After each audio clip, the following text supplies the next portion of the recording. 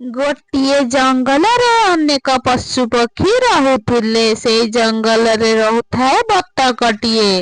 ସେ ଭାରି ଗରିବ। ଜଙ୍ଗଲର ସମସ୍ତଙ୍କ ଘରେ କାମ କରି ଚଳେ। ତାର ଅଣ୍ଡା ଦୁଇଟି ଥିଲା। କିଛି ଦିନ ପରେ ଗୋଟିଏ ଅଣ୍ଡାରୁ ଛୁଆଟିଏ ବାହାରିଲା। ଆଉ ଗୋଟିଏ ଅଣ୍ଡା ସେମିତି ଥାଏ। ଆରେ, ଗୋଟିଏ ଅଣ୍ଡାରୁ ଛୁଆଟିଏ ବାହାରିଲା, ଆଉ ଗୋଟିଏ ଅଣ୍ଡା ଆଜି ପର୍ଯ୍ୟନ୍ତ ଫୁଟିଲାନି। ଯାଉଛି ଭାଲୁ ବୈଦ ପାଖକୁ ଯିବି। ଏମିତି କହି ବତକଟି ଭାଲୁ ପାଖକୁ ଗଲା, ଆଉ ତାକୁ ସବୁ କଥା କହିଲା। ହଉ ହଉ ବତକ, ତୁ ଆଉ ମନ ଦୁଃଖ କରନି। ଚାଲେ, ମୁଁ ତୋ ସହିତ ଯିବି। ତୋ ଅଣ୍ଡାର କଣ ହେଇଛି ଦେଖିବା। ତାପରେ ଭାଲୁ ଓ ବତକ ଦୁଇ ଜଣ ସାଙ୍ଗ ହୋଇ ଚାଲିଲେ ବତକ ଘରକୁ। ଭାଲୁ ଅଣ୍ଡାଟି ଦେଖି କହିଲା, ବତକ, ତୋ ଅଣ୍ଡାଟି ତ ନଷ୍ଟ ହେଇଯାଇଛି। ନା ନା, ଏମିତି ହେଇପାରିବନି। ମୋର ଏ ଦୁନିଆରେ କେହି ବି ନାହାନ୍ତି। ଏ ଅଣ୍ଡା ଦୁଇଟି ଥିଲା ଯେ ଗୋଟିଏରୁ ଛୁଆଟିଏ ବାହାରିଲା, ଆଉ ତମେ କହୁଛ ଆରଟି ନଷ୍ଟ ହେଇଯାଇଛି। ଆରେ ବତକ, ତୁ ମନ ଦୁଃଖ କରନି। ମୁଁ ସତ କହୁଛି। ତୁ ଏ ଅଣ୍ଡାଟିକୁ ଫଟେଇ ଦେଖ, ତାପରେ ଜାଣିପାରିବୁ। ବତକଟି ଭାରି ମନ ଦୁଃଖରେ ଅଣ୍ଡାଟି ଫଟେଇଲା। ସତକୁ ସତ ଅଣ୍ଡାଟି ନଷ୍ଟ ହେଇଯାଇଥାଏ। ତାପରେ ଭାଲୁ ସେଠାରୁ ଚାଲିଗଲା। ବତକଟି ଗୋଟିଏ ଛୁଆର ଦେଖା ରଖା କରିଲା। ଏମିତି କିଛି ଦିନ ବିତିଗଲା। ବତକ ପାଖରେ ଥିବା ଖାଦ୍ୟ ସବୁ ସରିଗଲା।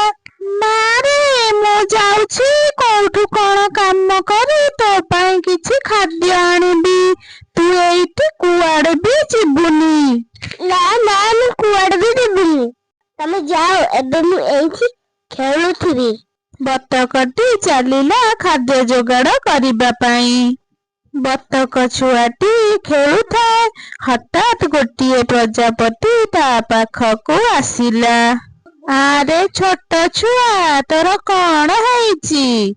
ଏଠି ଏକା ଏକା କଣ କରୁଛୁ? ଗରିବ ବୋଲି କେହି ମୋ ସହିତ ସାଙ୍ଗ ହଉନାହାନ୍ତି। ଓହୋ, ଏଇ କଥା।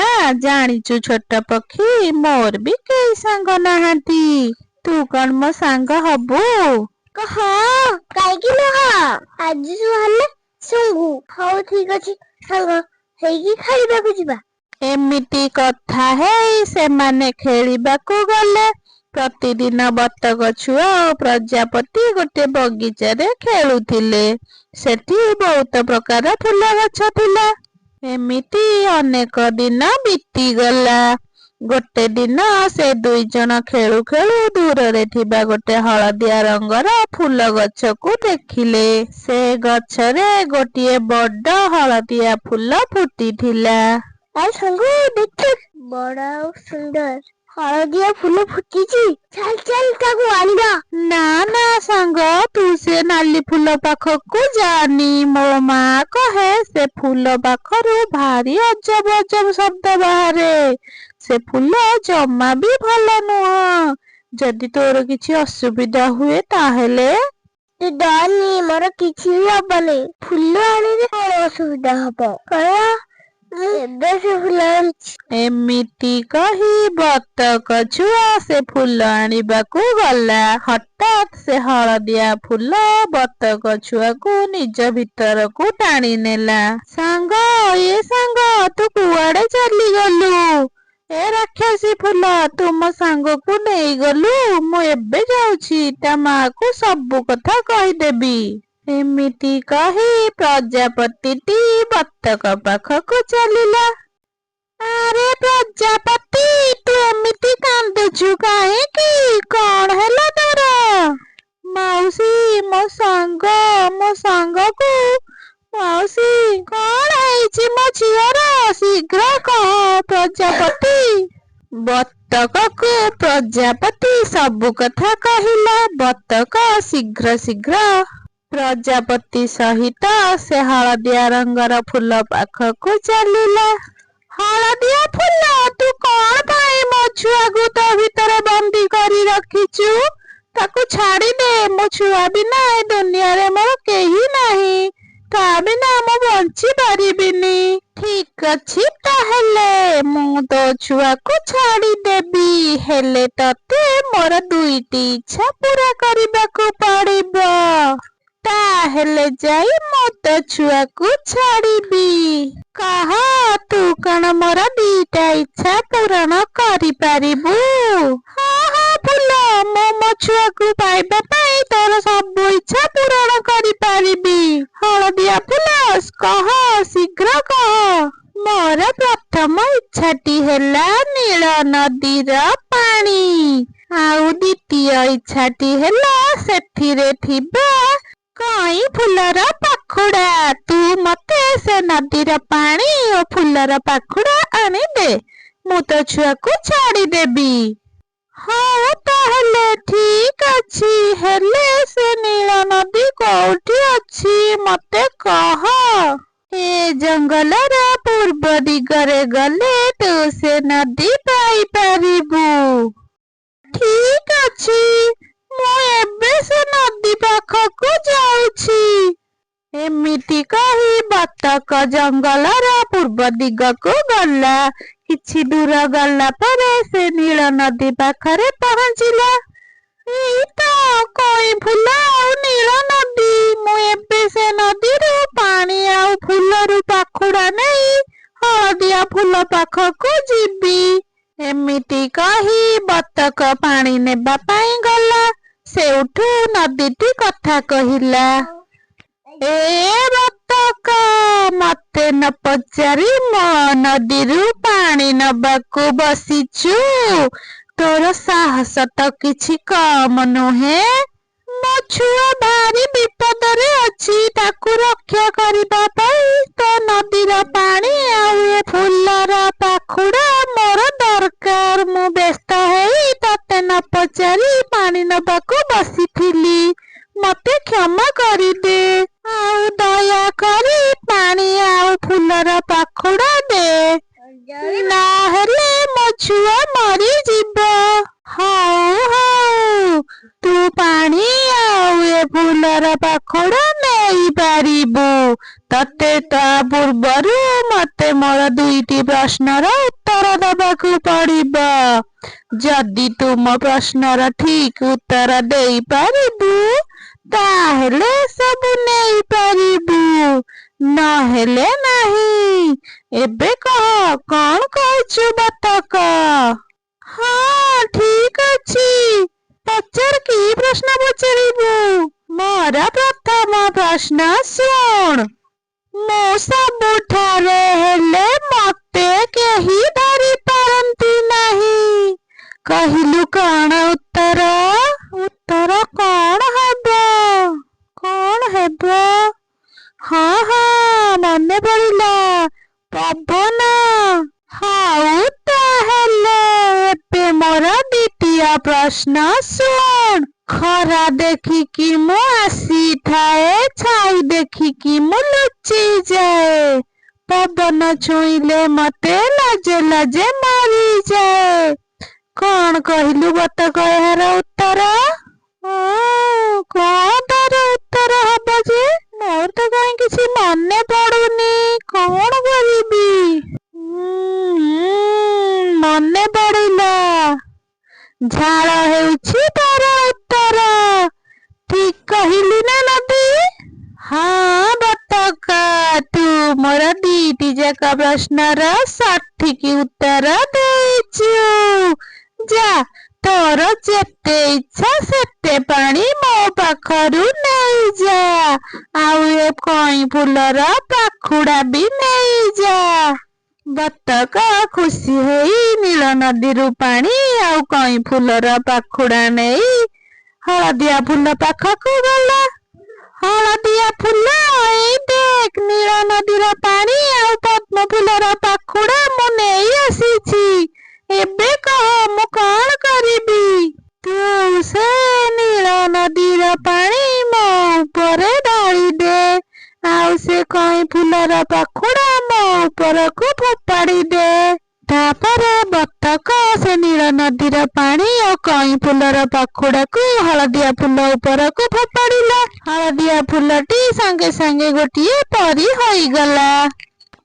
ଏ କଣ? କିଏ ତୁମେ? ସେ ହଳଦିଆ ଫୁଲ କୁଆଡେ ଗଲା? ମୁଁ ହେଉଛି ଗୋଟେ ପରୀ। ଜଣେ ଗୁଣିଆ ତା ଗୁଣି ବଳରେ ମତେ ହଳଦିଆ ଫୁଲ କରିଦେଇଥିଲା। ମୁଁ ବହୁତ ପଶୁ ପକ୍ଷୀ ମାନଙ୍କୁ ସାହାଯ୍ୟ ମାଗିଛି, ହେଲେ କେହି ମତେ ସାହାଯ୍ୟ କରିନଥିଲେ। ସେଥିପାଇଁ ବତକ ମୁଁ ତୋ ଛୁଆକୁ ଲୁଚେଇ ରଖି ତତେ କାମ କରେଇଲି। ମୋ ପାଇଁ ତୁ ବହୁତ କଷ୍ଟ ପାଇଲୁ, ସେଥିପାଇଁ ତୁ ମତେ କ୍ଷମା କରିଦେ ବତକ। ତମେ ଯଦି ମୋ ସାଙ୍ଗକୁ ବନ୍ଦୀ ନ କରି ଆମକୁ ସାହାଯ୍ୟ ମାଗିଥାନ୍ତ, ତାହେଲେ ଆମେ ତୁମକୁ ନିଶ୍ଚିତ ସାହାଯ୍ୟ କରିଥାନ୍ତୁ। ନା କଣ କହୁଛ ବତକ ମାଉସୀ? ଯାହା ହବା କଥା ହେଲା। ମୋ ଛୁଆ ଏବେ ଠିକ ଅଛି। ମୋର ଆଉ କିଛି ଦରକାର ନାହିଁ। ମୁଁ ପରୀ ଉପରେ ଜମା ବି ରାଗିନି। ପରୀ ତାର ରୂପ ଫେରି ପାଇଲା, ମୁଁ ଭାରି ଖୁସି। ବତକ ତୁ ବହୁତ ଭଲ। ମୁଁ ତୋ ବିଷୟରେ ନ ଜାଣି ଭୁଲ କରିଦେଲି, ମତେ କ୍ଷମା କରିଦେ। ନା ନା ପରୀ, ମତେ କ୍ଷମା ମାଗନି। ମୁଁ ତୁମକୁ ସାହାଯ୍ୟ କରିଥିବାରୁ ମୁଁ ଭାରି ଖୁସି। ବତକ ତୁ ମତେ ସାହାଯ୍ୟ କରିଥିବାରୁ ମୋ ତରଫରୁ ଏ ଉପହାର ତୋ ପାଇଁ। ଆଜିଠୁ ଏ କଇଁ ଫୁଲ ଘର ତୋର। ଏ ଘରକୁ ତୁ ଯାହା ମାଗିବୁ ସେ ତତେ ସବୁ ଦବ। ଏ ହେଉଛି ଯାଦୁର ଘର। ତୁମକୁ ବହୁତ ବହୁତ ଧନ୍ୟବାଦ ପରୀ। ତାପରେ ପରୀଟି ସେଠାରୁ ଚାଲିଗଲା। ବତକ ଓ ତା ଛୁଆ ସେଇ ଯାଦୁର କଇଁ ଫୁଲ ଘରେ ଖୁସି ଖୁସିରେ ରହିଲେ। କାଶୀପୁରରେ ଗୋଟିଏ ବହୁତ ବଡ଼ ଜଙ୍ଗଲ ଥିଲା। ଜଙ୍ଗଲରେ ରହୁଥିବା ସବୁ ପଶୁ ପକ୍ଷୀ ମାନେ ଭାରି ଖୁସି ଥିଲେ, କାରଣ ଜଙ୍ଗଲର ରାଜା ସିଂହ ଭାରି ଦୟାଳୁ ଥିଲା ଆଉ ପରୋପକାରୀ ବି ଥିଲେ। ରାଜ ଦରବାରରେ ପ୍ରତିଦିନ ସଭା ବସେ, ସେଠି ଭାରି ଗୁଲି ଖଟି ହୁଏ। ଗୋଟିଏ ଦିନର କଥା, ଭାଲୁର ଡର ଡର ମୁହଁ ଦେଖି ସିଂହ ରାଜା ପଚାରିଲେ, ଆରେ ଭାଲୁ, ତୁ କଣ ଆଜିକାଲି ଭାରି ଡରି ଡରି ରହୁଛୁ? କଣ ହେଇଛି କି ତୋର? ତୁ ତ ସବୁବେଳେ ଖୁସି ମଜା କରୁଥାଉ, ଆଜି କଣ ଏମିତି ଚୁପଚାପ ହେଇଯାଇଛୁ? କଣ ଆଉ କହିବି ମହାରାଜ, ମୁଁ ଯେତେବେଳେ ବି ଶୋଉଛି ସେତେବେଳେ ମତେ ଭୂତ ସ୍ୱପ୍ନ ଦେଖାଯାଉଛି। ଭୂତ ସ୍ୱପ୍ନ ଦେଖି ମୋ ନିଦ ଭାଙ୍ଗି ଯାଉଛି। ମତେ ଡରରେ ଆଉ ଜମା ବି ନିଦ ହଉନି। କଣ ହେଲା ଭୂତ? ଇଏ କୋଉ ପଶୁର ନାଁ ବା? ମୁଁ ତ କେବେ ଶୁଣିନି କି ତା ବିଷୟରେ ବି କେବେ ଜାଣିନି। ମହାରାଜ, ଇଏ କୋଉ ପଶୁର ନାଁ ନୁହଁ, ଇଏ ହଉଛି ଆମ ଭଳିଆ ଜୀବ ମାନଙ୍କର ଆତ୍ମାର ନାଁ। ଯେତେବେଳେ ଆମେ ମରିଯାଆନ୍ତି ଆମର ଆତ୍ମା ଏଇ ପ୍ରକୃତିରେ ଘୁରି ବୁଲେ। ତା ଭିତରୁ ଯୋଉମାନେ ଦୁଷ୍ଟ ତାଙ୍କୁ ଭୂତ କହନ୍ତି। ସେମାନଙ୍କ ସାମ୍ନାକୁ ଯିଏ ବି ଯାଆନ୍ତି ତାଙ୍କୁ ସେମାନେ ଜମା ବି ଛାଡନ୍ତିନି, ଜୀବନରୁ ମାରି ଦିଅନ୍ତି। କଣ ସେ ସିଂହ ରାଜାକୁ ବି ମାରିପାରିବ? ଆରେ ସିଂହ ମହାରାଜ କଣ, ଏଠି ଯେତେ ପଶୁ ପକ୍ଷୀ ଅଛନ୍ତି ସମସ୍ତଙ୍କୁ ଟେକିକି ଫୋପାଡ଼ି ଦେବ, ଆଉ ଏକାଥରେ ସେ ସମସ୍ତଙ୍କର ରକ୍ତ ପିଇଯିବ। ଲୋ ବାପା ଲୋ, ତାହେଲେ ଆମକୁ ତାଠାରୁ ସାବଧାନ ରହିବାକୁ ପଡିବ। ସେ କେମିତି ଦେଖାଯାଏ? କାରଣ ସେ ଯେତେବେଳେ ଆମ ପାଖକୁ ଆସିବ ଆମେ ଯେମିତି ଦୌଡ଼ି ପଳେଇ ପାରିବା। ଆରେ ଭାଇ, ସେ ଭାରି ଖତରନାକ ଆଉ ବିରାଟ ବଡ ଦେଖାଯାଏ। ଆଉ ଯଦି ସେ ସିଂହର ଭୂତ, ତାହେଲେ ହାତୀ ଆଉ ଜିରାଫ ଠାରୁ ବି ବଡ ଆଉ ଭୟଙ୍କର ଦେଖାଯାଏ। ତାର ଏତେ ବଡ ବଡ ପାଦ, ସେ ଚୁପଚାପ ତମ ମାନଙ୍କ ସହିତ ଚାଲିଥିବ, ତମକୁ କେବେ ବି ଜଣା ପଡିବନି। ଖାଲି କଳା କଳା ଦେଖାଯିବ। ଆରେ ଆରେ କଥା ତ କହ, ତା ବିଷୟରେ ତତେ ଏତେ କଥା କେମିତି ଜଣା? ତୁ କଣ ତାକୁ ଦେଖିଛୁ? ଆରେ ବାପରେ, ଭଗବାନ ଗୁଡାକ ଆମକୁ କାହାକୁ ଯେମିତି ସେ ଦେଖା ନ ଦଉ। ମୁଁ ତ ଗୋଟେ ରାତିରେ ଗୋଟେ ଗାଁକୁ ଯାଇଥିଲି। ସେଇଠି ମଣିଷ ମାନଙ୍କୁ କଥା ହଉଥିବାର ଶୁଣିଥିଲି। ଏତେ ଶକ୍ତିଶାଳୀ ମଣିଷ ବି ଭୂତ ନାଁରେ ଡରିକି ଥରୁଥିଲେ। ଭାଲୁର କଥା ଶୁଣି ସବୁ ପଶୁମାନେ ଭାରି ଡରିଗଲେ। ସେଇ ଦିନଠାରୁ ରାତିରେ ଶିକାର କରୁଥିବା ପଶୁମାନେ ରାତି ସାରା ନିଜ ବସାରେ ଲୁଚିକି ରହିଲେ, ଆଉ ବାହାରକୁ କେହି ଗଲେନି। ଏମିତି କିଛି ଦିନ ଚାଲିଲା। ଗୋଟେ ଦିନ ରାତିରେ ସିଂହ ମହାରାଜଙ୍କୁ କିଛି କାମରେ ଗୁମ୍ଫାରୁ ବାହାରକୁ ଯିବାକୁ ପଡ଼ିଲା। ସିଂହ ମହାରାଜ ମନେ ମନେ ଭାଲୁର କଥାକୁ ଭାବୁଥାନ୍ତି। ସେ ଯେମିତି ଚାଲିବା ଆରମ୍ଭ କଲେ, ଜହ୍ନ ଆଲୁଅରେ ନିଜର ଛାଇ ବଡ଼ ଆକାରରେ ତାଙ୍କୁ ଦେଖାଗଲା। ଏହା ଦେଖିକି ସିଂହ ମହାରାଜ ଡରିଗଲେ। ନିଜଠାରୁ ବଡ଼ କଳା ଛାଇ ଦେଖିକି ସେ ଭାବିଲେ ସେ ବୋଧେ ସିଂହର ଭୂତ। ତେଣୁ ଡରି ଦୌଡ଼ି ଗୁମ୍ଫା ଭିତରକୁ ଚାଲି ଆସିଲେ, ଆଉ ରାତି ସାରା ଗୁମ୍ଫା ଭିତରେ ଡରରେ ଥରୁଥିଲେ। ଏଇଭଳି ଭାବରେ ରାତି ପାହି ସକାଳ ହେଲା। ସିଂହ ମହାରାଜ ସବୁ ପଶୁମାନଙ୍କୁ ସଭାକୁ ଡାକିଲେ। ତାପରେ ହାତୀ ପଚାରିଲା, କଣ ହେଲା ମହାରାଜ? ସକାଳୁ ସକାଳୁ କଣ ସବୁ ପଶୁ ପକ୍ଷୀ ମାନଙ୍କୁ ଏକାଠି ଡାକିଛ?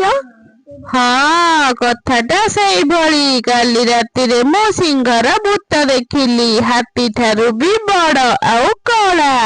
ସେ ଭାରି ଭୟଙ୍କର ଥିଲା। କଣ ସିଂହର ଭୂତ ହାତୀଠୁ ବି ବଡ଼? ମହାରାଜ, ତମର କିଛି କ୍ଷତି କରିନି ତ?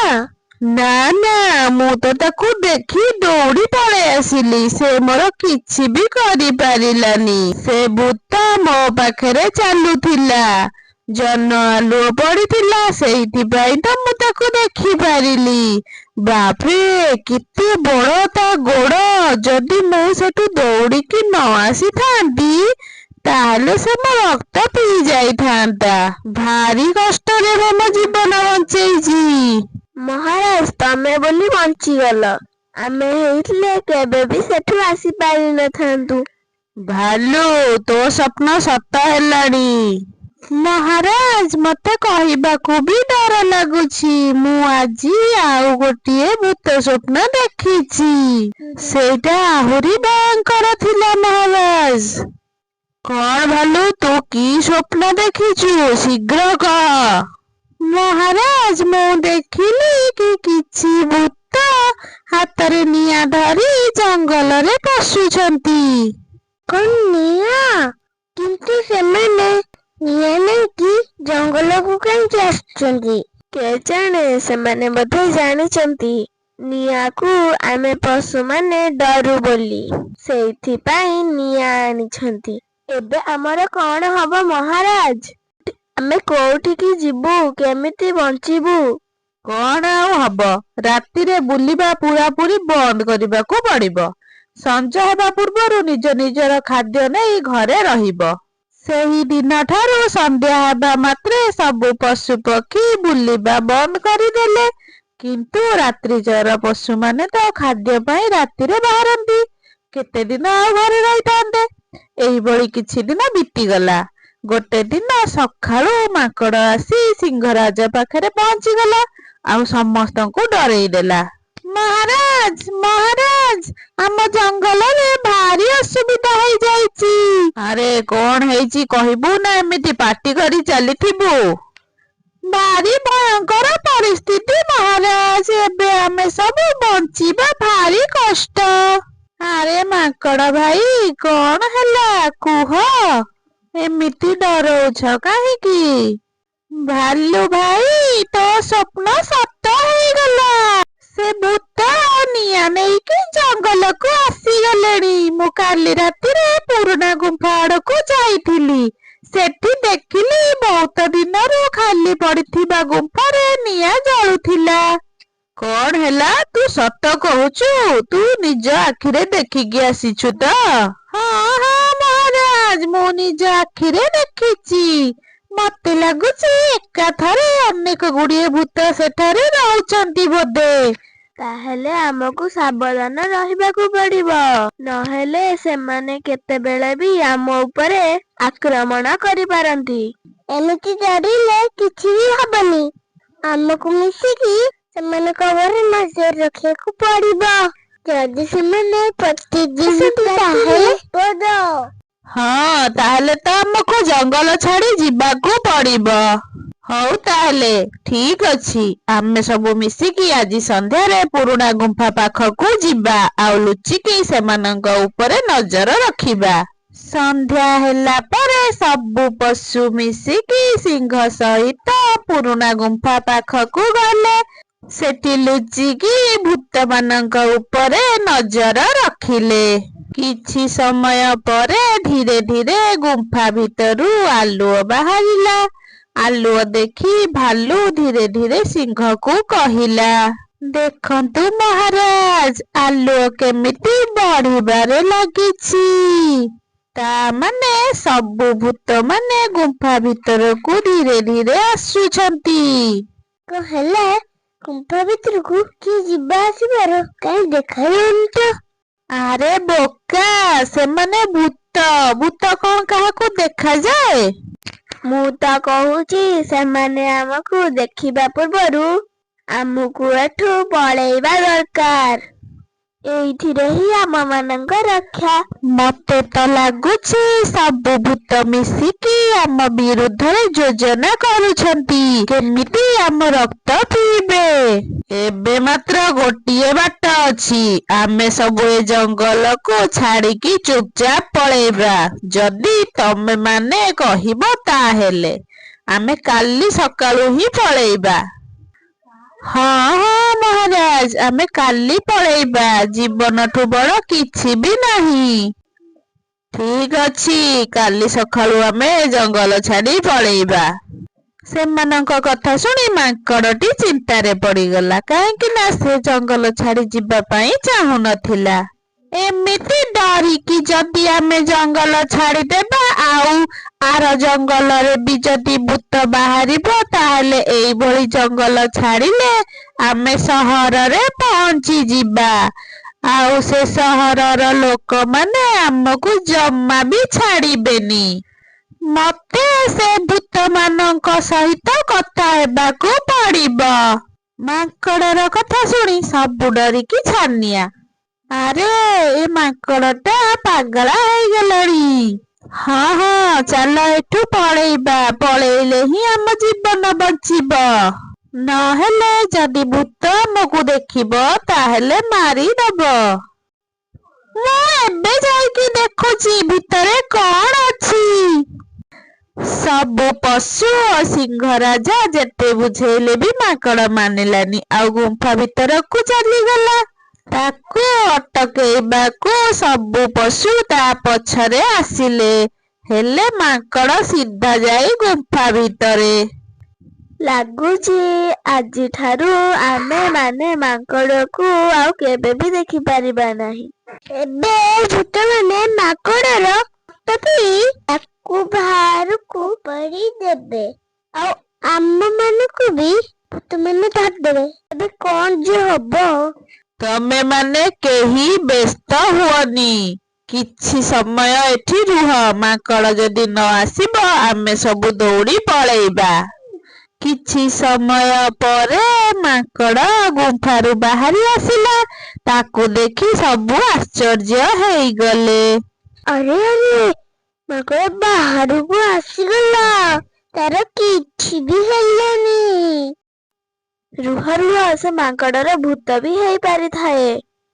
ନା ନା, ଡରନି, ମୁଁ ବଞ୍ଚିଛି।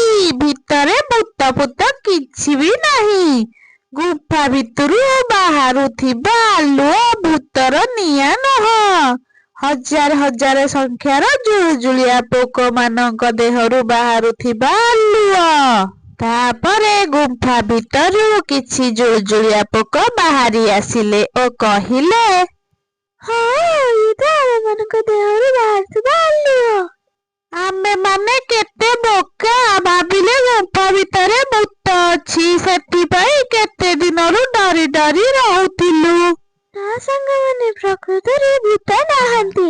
ଏସବୁ ଆମର ମନର ଭାବନା। ନିଜ ଛାଇକୁ ଦେଖି ଭୂତ ବୋଲି ଭାବନ୍ତି ଆଉ ଡରନ୍ତି। ସେ ଗଛକୁ ଦେଖ। ସବୁ ପଶୁମାନେ ସେ ଗଛର ଛାଇକୁ ଦେଖି ଭୂତ ବୋଲି ଡରିଗଲେ ଆଉ ଭୂତ ଭୂତ ବୋଲି ଜୋରରେ ଚିଲେଇଲେ। ଆରେ ଏ ଗଛର ଭୂତ ନୁହେଁ, ସେ ଗଛର ଛାଇ। ଜହ୍ନଆଲୁଅରେ ଗଛରେ ଛାଇ ପଡିଛି ଆଉ ତମେମାନେ ତାକୁ ଦେଖିକି ଡରି ଯାଉଛ। ଏସବୁ ଦେଖି ସିଂହ ଭାରି ଲଜ୍ଜା ଅନୁଭବ କରିଲା ଓ କହିଲା, ମୋତେ ସମସ୍ତେ କ୍ଷମା କର। ମୁଁ ଏସବୁ ଆଗରୁ ଭାବିବାର ଥିଲା। ମୁଁ ରାଜା, ଏସବୁର ସତ ଜାଣିବାର ଥିଲା, କିନ୍ତୁ ମୁଁ ଡରିଲି ଆଉ ତମମାନଙ୍କୁ ବି ଡରେଇଲି।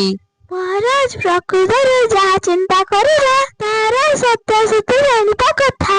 ଆଜି ଯଦି ମାଙ୍କଡ ସାହସ କରି ସେ ଗୁମ୍ଫା ଭିତରକୁ ଯାଇନଥାନ୍ତା, ତାହେଲେ ତମେମାନେ ଜଙ୍ଗଲ ଛାଡି ଚାଲି ଯାଇଥାନ୍ତ। ହଁ, ମାଙ୍କଡର ସାହସକୁ ମାନିବାକୁ ପଡିବ। ତା ପାଇଁ ଆମେ ସତ କଥା ଜାଣିପାରିଲୁ। ତାପରେ ସବୁ ପଶୁ ନିଜ ନିଜ ଘରକୁ ଚାଲିଗଲେ ଓ ଖୁସିରେ ରହିଲେ।